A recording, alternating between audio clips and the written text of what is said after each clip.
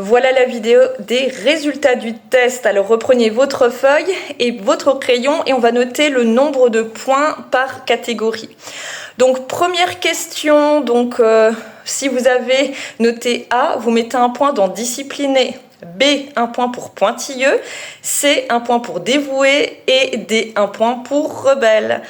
Pour la deuxième question, si vous avez noté A, un point pour pointilleux, B, un point pour dévoué, C, un point pour rebelle, D, un point pour discipliné. Si vous avez fait la question 3 et noté petit a, c'est un point pour pointilleux, B, un point pour rebelle, C, un point pour dévoué, D, un point pour discipliné. À la question 4, donc si vous avez répondu petit a, un point pour discipliné, B, point pour pointilleux, C, un point pour dévoué et D, un point pour rebelle. À la question 5, petit a, un point pour discipliné, B pour pointilleux, C pour dévoué et D pour rebelle.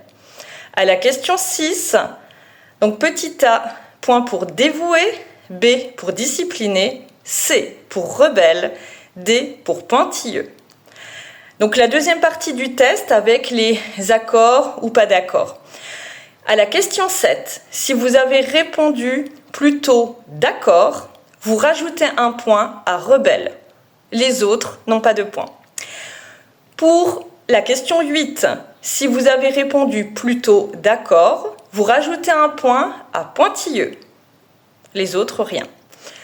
Question 9, si vous avez répondu plutôt d'accord, vous rajoutez un point à dévoué. Les autres, rien du tout. Question 10, si vous avez répondu plutôt d'accord, vous rajoutez un point à rebelle. Question 11, si vous avez répondu plutôt d'accord, vous rajoutez un point à dévoué. Question 12, si vous avez répondu plutôt d'accord, vous rajoutez un point à rebelle. Et question 13, si vous avez répondu plutôt d'accord, vous rajoutez un point à pointilleux. Voilà.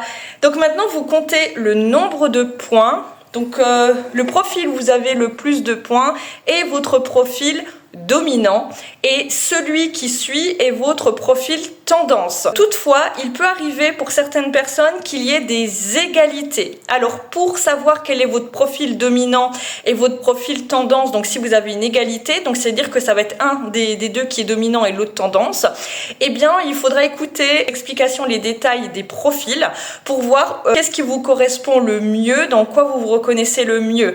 Et tout simplement, imaginons que vous avez un ex-aequo entre rebelle et pointilleux, et bien si finalement le détail du profil vous correspond mieux en rebelle, et bien rebelle sera votre dominant et pointilleux sera votre tendance. Voilà, donc on se retrouve demain pour les explications de profil.